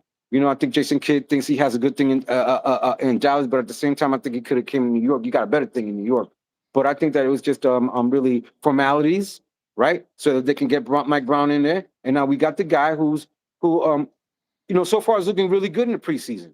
We're undefeated in the preseason so far, and I think that we will continue to be. I don't want to jinx us or anything like that, but I think that he's going to implement a really good system, just like we thought with Phibbs when he came in that he was going to implement a good culture. So he may have implemented the culture, but Mike Brown's going to come in and implement a better system where we utilize all the players. From the starters to the rookies and the guys on the bench. I think everybody's going to get a chance to play, like you said before. Everybody's going to get a chance to touch the ball. With starters and rookies. And so they might say to you that, so let's say in the first couple of, we do better in the last, in the next, the first 20 games, let's say, for example. first 12 games. We do so well that they start playing the rookies more. That you don't really need to start all the starters because we got good wins. We got wins. We've accumulated wins where we can now, okay, let the rookies go in and play a little bit, see what they got, showcase themselves, and get more playing time so that maybe they could get traded or maybe get better playing time, or rather better confidence, more confidence in their playing time. So what happens if we play the rookies and the rookies start doing good? So now they're trade bait, right? Or we could use them. Maybe we could use them later. Maybe we decide to keep them. Yo, this guy's actually better than we thought. We got great coaches in the developing team. We got a great developing team. We got great coaches. Mike Brown is bringing in people who are top G leaguers, coaches in the G League and everywhere else, and good developers that will help develop our young guys so that either we could use them in the future or trade them away. So this is what I'm saying is that Mike Brown's gonna implement a really good system. All right, appreciate that. Hey, salute to Nathan Masoon, Cameroon. We got a Cameroonian. Salute to Cameroon. Everybody in Cameroon, all love for you. Share his channel out there. Salute to Cameroon. Buzzer Beater says we play three pieces in game. Has Cat's defense improved? Listen, Cat's defense is not gonna prove. I'll say individually. Individually, Cat is who he is. Now, in the system type of defense, you can get better off of him, better expectations. And in the three seasons, in the preseason games, I've seen his closeouts look good. I think there was a shot even when Julius Randle he played Julius Randle good. There was if you saw the play against Minnesota when he was playing Randle, I think it was Randle or Najee when he was guarding, he never lifted his feet, he never jumped up, didn't get in foul trouble, forced a 24-second clock. So his defense has improved. If you look at just the Minnesota game alone, you see his closeouts look better. He's not dropping back. I think in the first game he did against Philly, Young Cats, he was really going to try to push up on him. He's never gotten more than 3 fouls in any of these games. I mean, so just on that alone, you got to say, based on him not getting fouls, his defense has improved. If you look at the Minnesota game, watch the replays, he played very good. His closeouts look really good. And again, that's a lot partaking to the system of how they're rotating. They know have a clear defined rotation. Is it a switch? And on top of that, Mitchell Robinson has a lot of impact on how he plays the game. Because you got Mitchell Robinson as an anchor. You're gonna have Najee out there. Not Najee. I'm having a brain fart. Hook Party. So when you have those two guys out there, it's gonna free up a lot of the pressure that Cat had to do last year. I'm closing out on a five, a defender. I'm blocking Yeah, the paint. that's I got to switch and help. The stuff that people take advantage of Mitchell Robinson that Mitchell Robinson does so well. He can help defense. He can yeah. close out Mhm. space really quick. He's a high jumper. So you're definitely seeing the improvement on Cat's defense. What do you think on that, Shetty? His defense. Um, So what you've seen Cat's so far. defense, I think that he's showing. I think he's showing Mike Brown that he can play defense. He's not a defender. He's a offensive player, but I think that he is trying on defense. I think that he's swatting the ball, he's making blocks, and he's trying his best. I just don't think that he's as fast on his feet to play defense. He's just more looking for a shot and looking to get to the basket. But I mean, for a guy, he still goes in there and he'll get three guys on him. He's like almost Carmelo Anthony, three guys covering him, and he'll still jump up and try to get the basket. He's a strong, big, strong guy.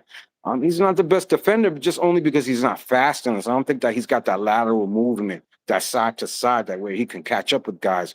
He's got big feet that, I don't think that he's capable physically of doing it because I don't think that he's as agile but we got him there for his offense really, and I think that we are surrounding him and Brunson with defenders. I don't know what everybody's talking about. That Brunson and Deuce tandem was fantastic. Deuce will still play defense. Okay, they're short guys. They're not the tallest guys, but him at the one and Deuce at the two, it kind of balances out, doesn't it? I think it might even edge him out a little bit because Deuce can play offense also. He's a good offensive player, but he's a better defensive. His long arms, he gets in there. He's a problem. Deuce is a problem. So I think that despite us having Brunson, everybody's talking about Brunson and Cat can't play defense. Yeah, but we got the rest of the fucking squad out there that can play defense. We got Huck, we got Deuce, we got Mikal Bridges, we got OG, we got Mitch Rob. What the fuck else do you want? I I think think I that. think Cats. I got finish that. My bad. Go ahead. No, go ahead, bro. No, I was just gonna say like I think just Cat. I think the coach sat him down, said, "Cat, Ben, come here. Listen, I don't think you play like a point guard, but you have 7 feet length, bro. You're a 7 footer. You don't have to jump at these guys. You're 7 feet already. They had someone sat him down like, no, I know you play like a guard, but you're a center. Just raise your hand up. They're not gonna shoot over 13 feet of hand. Just put your arms up in the air, close out space, and just raise your hand. That's it. Mm-hmm. Don't touch him. Don't push him from Yeah, the back. yeah, Don't do it. Just stand up and raise your hand. That's it. And yeah. if you look at the play with him, I'm pretty sure it was Randall, where Randall's trying to do it. He was just moving his hands, just moving Mm-hmm. his hands, Yeah, and and couldn't do literally anything. he couldn't do anything. He Mm-hmm. never jumped. Randall couldn't He do did anything. he Yeah. he Mm-hmm. he didn't jump in the air. And they were like, wow, he stayed on his feet. It's literally Mm-hmm. all you have to do. Just Yeah. stand still. If they make the pass, great. If they make the shot, clap for them. They shot over a 7 footer with a 8 foot wingspan. You're amazing. All right, you're Kobe if you could do that. And this is what's happening when you get practices in. You That's see it. things. You don't wait till a game to see things that, oh, we should be fixing. You practice so that you fix the things that you. What's the old saying that we have in the Marine Corps? You prepare for war. You don't prepare for war during the war. You got to prepare for the fight before the fight. So you During have to practice. practice. We talking about practice? Yes, we're talking about practice. Yes, we are Facts. talking about practice. You Well, know, we two and Marines, so I so think that's some what we're people get seeing that. now, and I think the guys are loving it that they're getting together, and it's not mistakes that they're doing during the game. It's mistakes and things that we're fixing during practice, and we're talking about it and we're debating about it.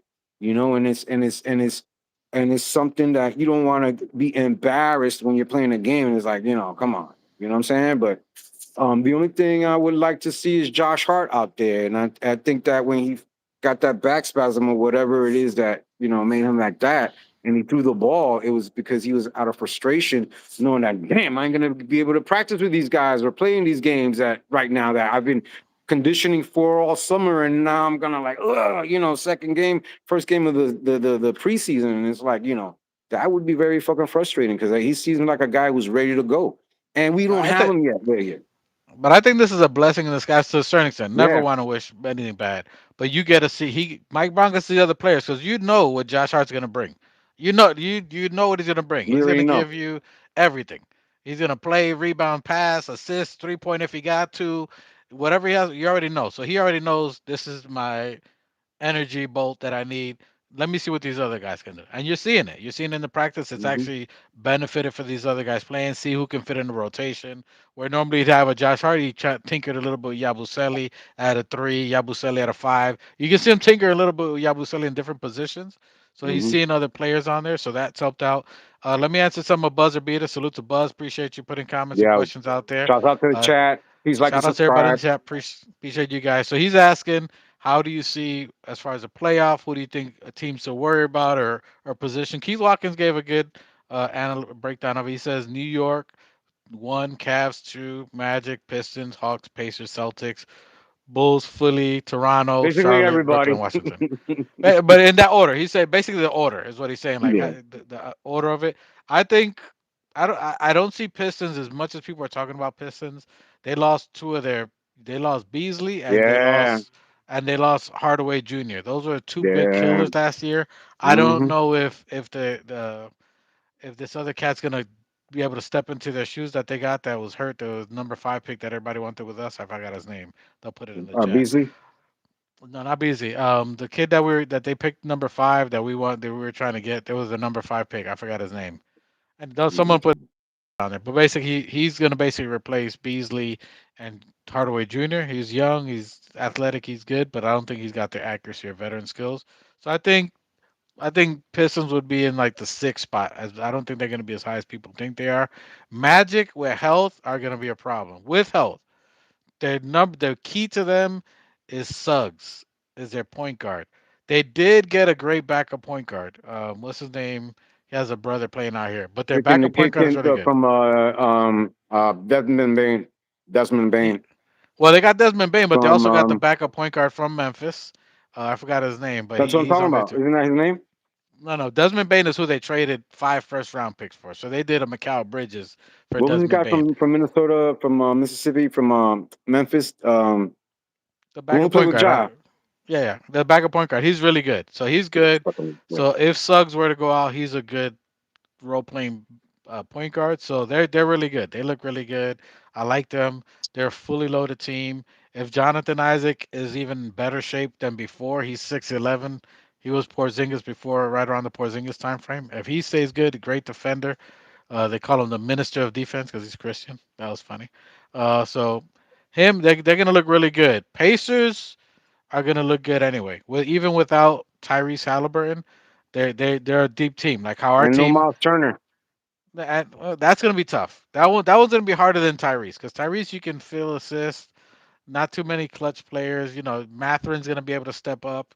So Matherin's a good player. He likes big shots, so he can replace some of the big shots that Tyrese gave And you. and He, also they got a really good coach. yeah, they do. Carlisle That's what I'm makes saying. The really the good team wise, they're adjustments. deep. Yeah, they got Hopefully, a coach that Obi. makes good Hopefully, adjustments. hopefully Obi can fight for some minutes now that this guy's gone and somehow making an impact. So they're gonna be up there. I think they're gonna be 5-4. They could be up there. They could still be up there for sure. So let me ask you a Uh, question. I mean, my thing is okay. So we're talking about the players, but my thing is like, how is Coach Brown going to match up against all the other coaches in the Eastern Conference that have a little bit more experience with their teams, and against it's gonna Schneider, take against the it's gonna take time. Carlisles. You're not gonna know till the playoffs. In the season, you're gonna have the Carlisles looking better. You're gonna But have because I'm looking at it from perspective like, okay, so it's one thing. Okay, you got a new squad, you got your squad, but you already have experience playing against some of these coaches, no? You got but it's experience different when you playing got against, is the talent. The talent's different though. He's played against them, but he's got but great talent. he Mike does. He Brown's does. got But great that's what I'm talent, saying. and It's I gonna think they're take a gelling. while. It's gonna take a while for the talent to figure out his system, so that way he can do his coaching and run them the I way he think wants that's to. happening. I think that's happening a lot better than we think. And it's I like agree Josh too, Hart. but that's what I'm saying. What is After it he said? Christmas, He said, "Time to gel." It's all that's about gelling, dude. I after think they already Christmas you'll got see it it. down. I feel they got as far as the team is concerned, other than the newer guys, other than Abuseli and Clarkson and Matthews and some of the newer guys. I think I'll that they've tell you. already Look, done most of the I'm gelling, gonna tell bro. you. I'm gonna give you specific stats that are gonna tell you that they got the system down. Just so you know ahead of time. If Go Brunson is not getting 20 points in this system, they don't got it down pack. Brunson needs to get at least 20 points on a regular basis, 2, 3 games back to back. 20 points, at least 20. So he's gonna be his numbers are gonna You dip. saying he should He's be averaging 20? he should be at least averaging 20. If he's not averaging 20 in 3 games consecutively, the system he's not in the system there. If you don't see that, he's not flowing.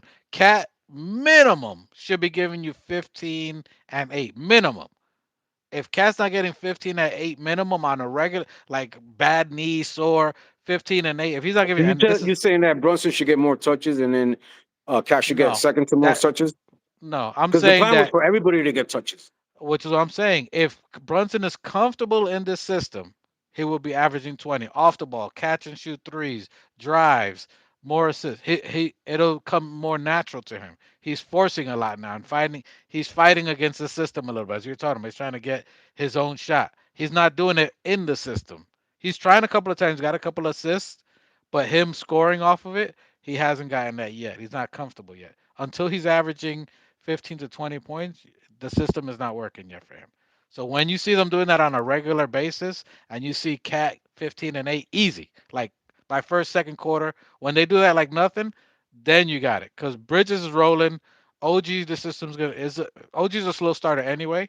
So OG, once he gets into the slashing and figures out his catch and shoot, he's gonna get into it. It's Cat and Brunson. When you see them two regularly hitting at least 15 points apiece easy, then you know the system's working, and then it's gonna smoke.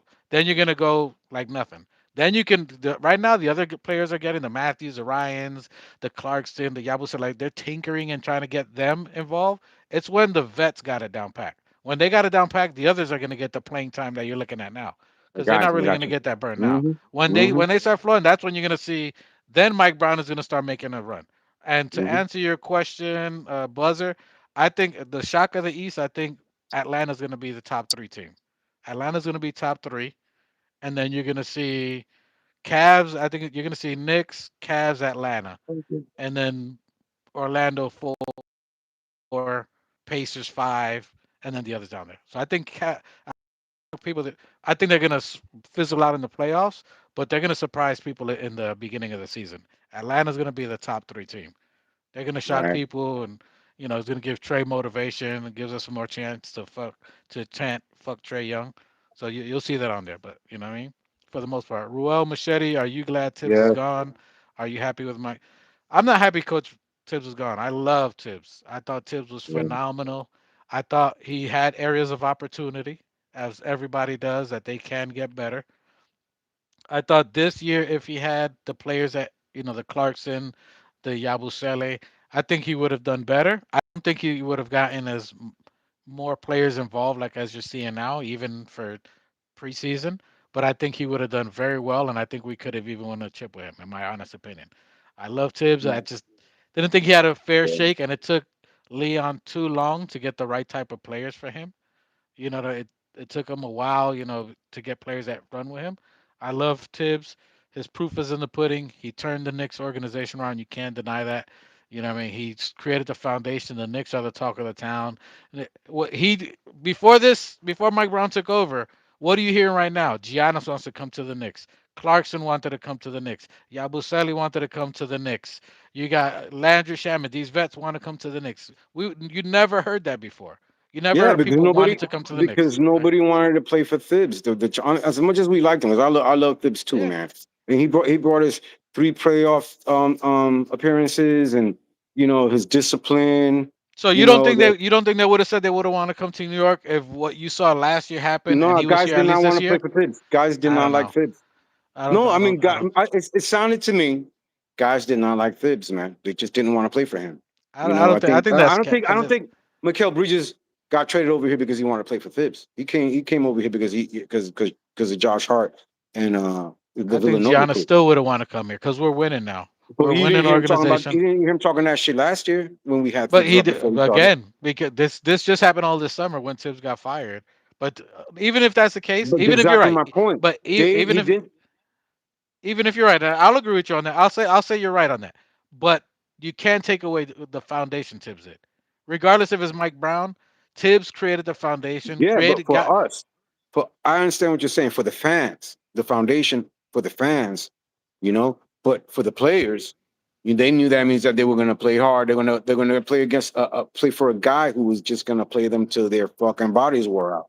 As evident by Derrick Rose, as evident by Bozer, as evident by Jakeem Noah, all these guys who he ran into the ground. And I think that his reputation preceded he him. didn't And run so him to guys the did not. ground. I mean, but the guys really. I mean, I'm not saying that he did, but I mean, but you know that they had injury history after that. Derrick Rose. But the thing is that those guys love to play for him. I think that the other guys were afraid to play for Thibs. They were afraid to go play for a guy who might quote unquote run them into the ground, run their bodies into the Hey, hold ground. on, hold And on. Keith Walker. To your point, are you saying Keith Walker says we weren't considered contenders until this year? I don't Tibbs know, is play. man. Last year. Remember, What this is about a the team year we that. played against Atlanta? We were Well, no, contenders. listen. I mean, but this was last year was the first time we had this team assembled, and that what he got out of this team, even with ragtag bench players, nobody out there, he got this team to the conference finals, which we haven't been since the '90s. So because of that, of what people's disbelief, his belief in the team, and his getting these players to do it, we became what people didn't think we could be last year, and that rolled into this year All right, with look, the additional we're players. gonna go into this debate again. But I mean, I understand what you're saying, but again, I go back to they already decided that he was going to be the coach after this year. Yeah, That's how but I feel about it. I think I that get it. his reputation preceded him. Even the guys were calling him out. Even Josh Hart called him out. Even Mikael Bridges called him out. He's a great coach. He's got a Okay. good culture here. But you got guys on the bench that you're not playing. Imagine how much All right, further we would have we gotten. won't go down the rabbit hole Hold because on. we'll be here all But day. But imagine go how ahead. much further we would have gone if you'd have played the guys. I think that was the whole point. So then I think that so then going back in retrospect, I think they got Cat and these guys going forward, not for Thibs, probably to see what he does with them, knowing that he probably wasn't going to take him to our final destination because wasn't going to play the extra other players. They already knew. They had been telling Leon he wasn't listening. He took a long time to decide that okay, you know what? After this year, we even okay, even if they wouldn't have let him go at the end of last year against the Pacers, right? The last season against the Pacers. Do you think he would have gone any further in the middle of the season next year, this year? I think Well, that he would and have done something, fucked it up, went back to his old routine. We'd have lost, or something bad would he have w- happened, and they he would have would we fired him. would They would have have been he hunting would for have coaches Clark and in the middle of a Yabusele. new season. He would have had Clark, Yabusele, and a healthy Shamit. That was But he didn't have that last year. He he didn't have it last. Shamit he did, but if you I give him a think the moves Clarkson, that they made, I think the moves that they made with anyway, Cat were I for the won't be new a dead coach. horse. But I won't be whatever. the dead horse. It is It what is it what is. it is. But I do love what my Tibbs. point is that when you said you miss, I'm sorry, I was trying to answer this question about do I miss Thibs? Yeah. Yeah, I miss Thibs. I like him. I'm sad how he exited.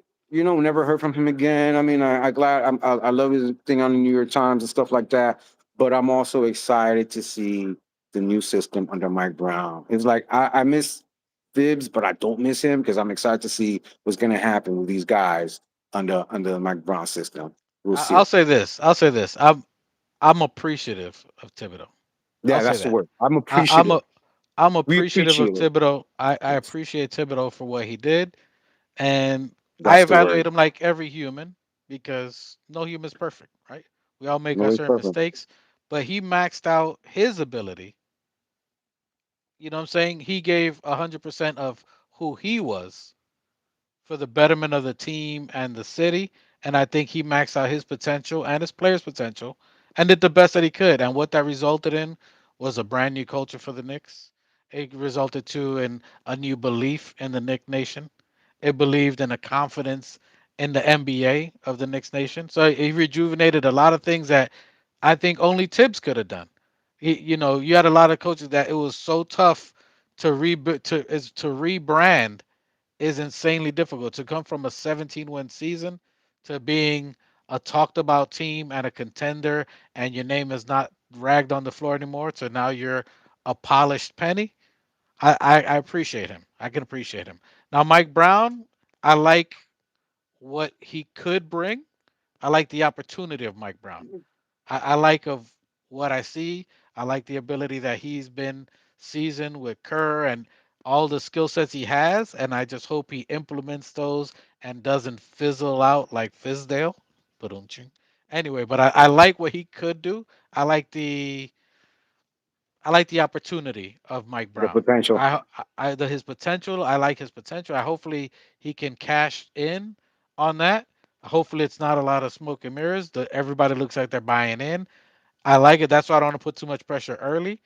He could. This is the right type of team, the right type of players. The depth is the right things as what you're saying, what everybody's expected or wanted from Thibodeau.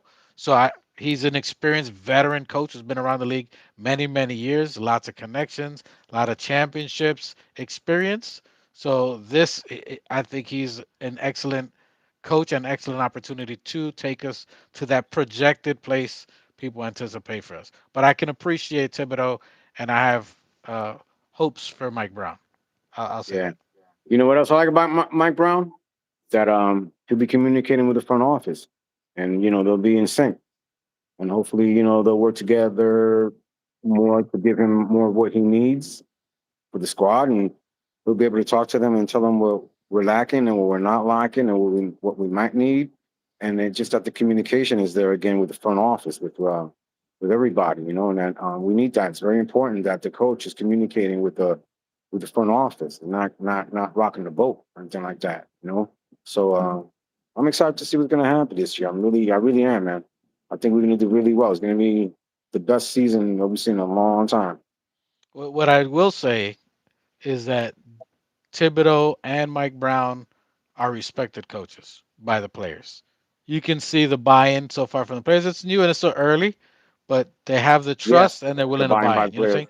Buy I think the fact that it's a veteran coach, an experienced coach, you can see that relief and pressure off Brunson. You know what I mean? I think if it was a rookie coach, it would have been a different experience. You can see where whatever you say, coach, we in on it. They were even joking around in practice.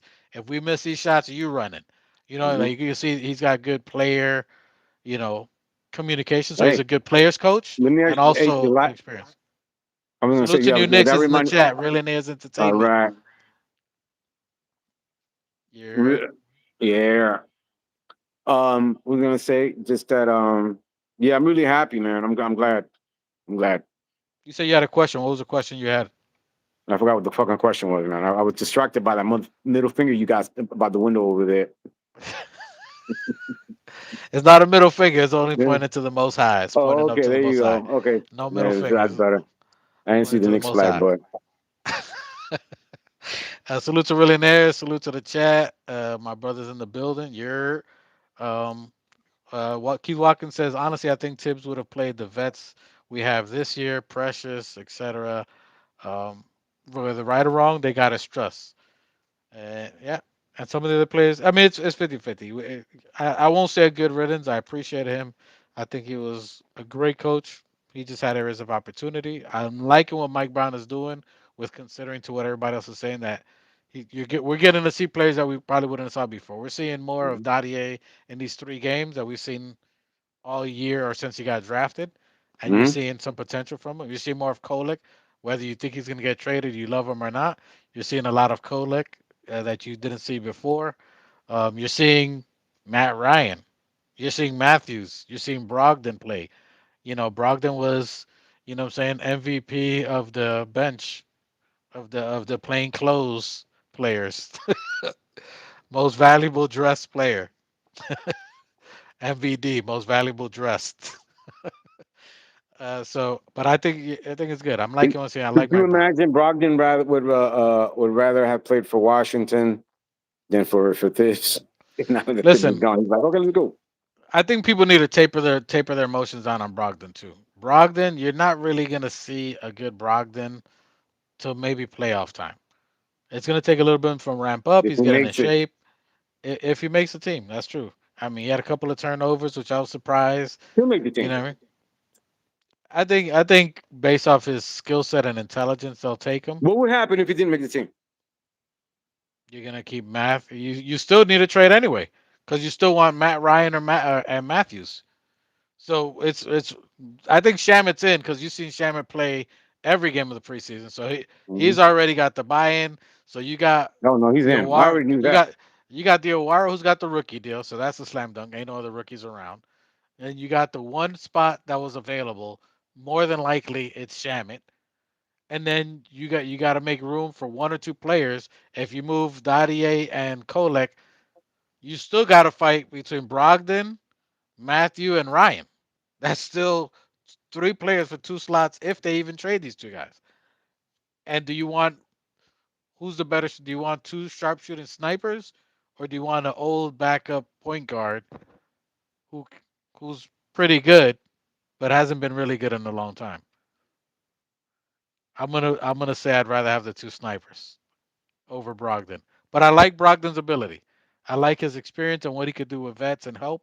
So his experience.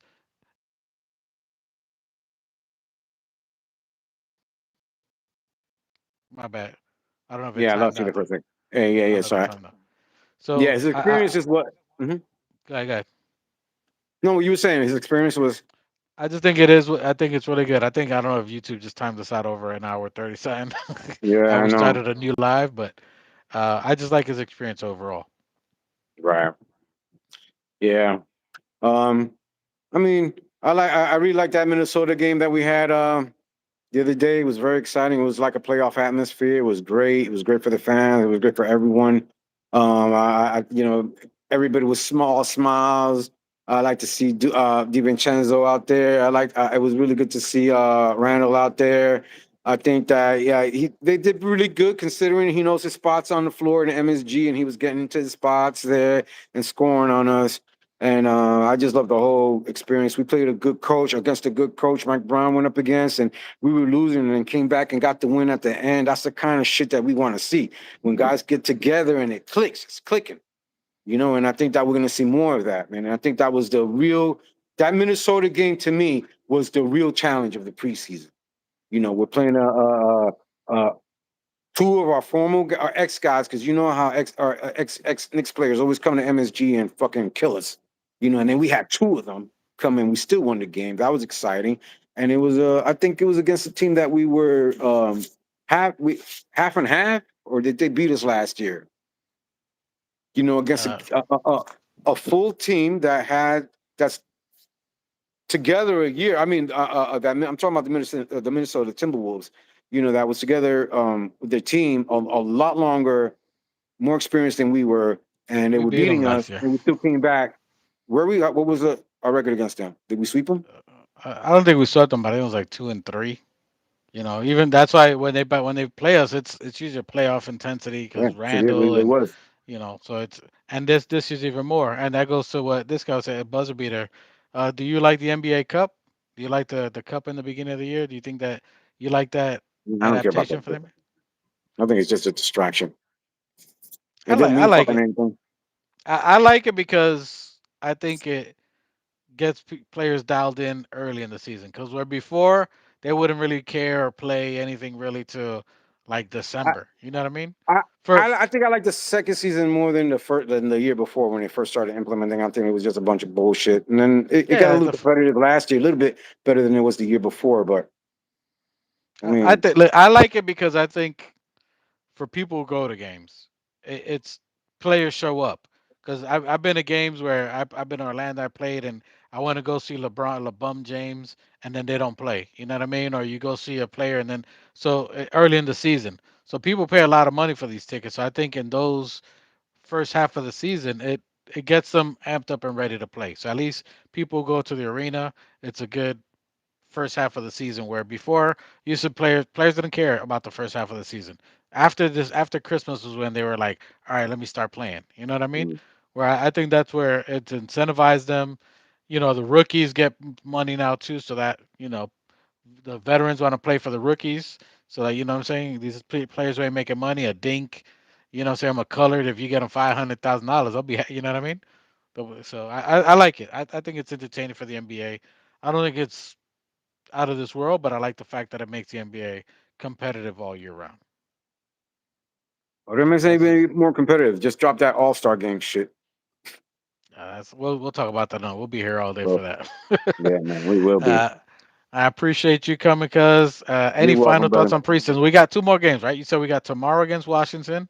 And I wasn't sure who we're gonna play. I can't check right now because we're on the live, so I can't check my phone. Yeah, so we got But two more preseason. How do you think we improve on the rotations? You think?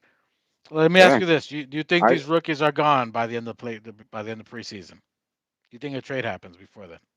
I don't think a trade happens. I don't think a trade happens. If it does, it's gonna be for something big. It's No, gonna I be for mean for something big. the other vets. I'm talking about because you're talking about Hornets. Buzzer I, beater says against the Hornets, oh, it's Washington against the Hornets. Hornets. Yes, Washington Um, Hornets. I don't know, dude. I don't know. I think it happens before the season. I think these next two games, I think you're gonna see very little. I think the same thing. You'll see the first half vets. You're gonna see, and then the last two quarters. You already know. Look, Len had a DMP. He's gone. Len's gone. You had a DMP. You out of here. He's gonna get waived. Another team will pick him up, and you're gonna see by tomorrow's game and the Charlotte game. I think by next Sunday, by the next time we do the next live, We'll be seeing if Brogdon's a player, because I think they got to do it before the season starts. You have to do Mm. it before the season starts. I don't think you want to let any of that go on in the little middle of the season or anything like that. So I think you're gonna I see agree with them. that, but I just don't see who or for what for. No, you I just don't see Dottier, it. which is the whole purpose of the money. You get Dottier and Yeah, Kolek but because they're making 3 mil each for but Brogdon. Because who are we going to go out and get? Is what I'm Brogdon. saying. You're not going to get anybody. It's who we're playing right now. Because Shamit take the last spot, and if you want No, Brogdon, but then if you want, for me, then on the squad, if you're saying who's going to be on the squad, I see definitely Shamit. I see definitely Brogdon, Matthews. but you can't just put there's only one spot right now, which Then I Shamit see. Oh, has. So yeah, then give if me Shamit. Shamit's in. So in order to get Brogdon, which everybody likes, and maybe Matthew or Ryan, one of those two sharpshooters, that's two positions you got to create, which is why you would trade Kolek and Dadier. You clear them too, then you got room for Brogdon and one other of these sharpshooters. Matthews Then yeah, you or Ryan. gotta obviously go with the guys who got more experience. Then you do that. Then you pull the trigger and you do that. Yeah, listen, It's Nick like you Shack, said earlier. You want uh, to go in there with McCullough or Matthews, Brogdon, and Shamit over the others. I like that one. What you said earlier. yeah, That's what I want to and see. That's what I expect to see. That's why I'm like a little Nick, bit like that's to me the most logical sense. But yeah, we'll my, be, my but battery's at 5%, bro. yeah, I'm gonna finish it right now. So buzzer beater, our next live, we're gonna be doing this. If it's not us two, hopefully we get everybody else in once we get our little tech situation resolved. If not, we'll definitely be back to it Fridays 5 p.m., Sundays 5 p.m. We're back at it regular season. Salute to you, Nick Yak. His battery's dying, so we're gonna do our outro. Salute to you. Ryan is gone. Keith Walker says Ryan's gone, so I think they already waved him. Outro, Machete. Go ahead and do your outro, sir. Take it easy, everybody. Have a blessed week, and let's go Knicks. Appreciate you guys. Everybody in the chat, we appreciate you guys. Buzzer Beater, Keith Watkins, Nick's Yak, Daniel Berry Sports, Millionaires Entertainment. Go check them boys out for sure. Uh, who else am I missing? I know I got a lot of people here. Appreciate everybody in the chat. Cameroon in the building. We got Cameroon in the building. Buzz, who else am I got here? Nathan, we got Nathan. Everybody in the chat, all of you guys, we appreciate you guys. Appreciate you guys all the time. Checking us out Fridays, 5 p.m., Sundays, 5 p.m. ish. You know, we're trying to adjust that there. We're going to do this format if we don't have it anything else. Appreciate you guys. Let's go Knicks. We got a game tomorrow. We're going to beat out Washington. All right. And then we got Charlotte. And let's see next Sunday if we got them Rooks out of here. You heard? Appreciate you guys. Peace. For the win, for the victory. Victory. You heard? Sniped. Peace out, y'all.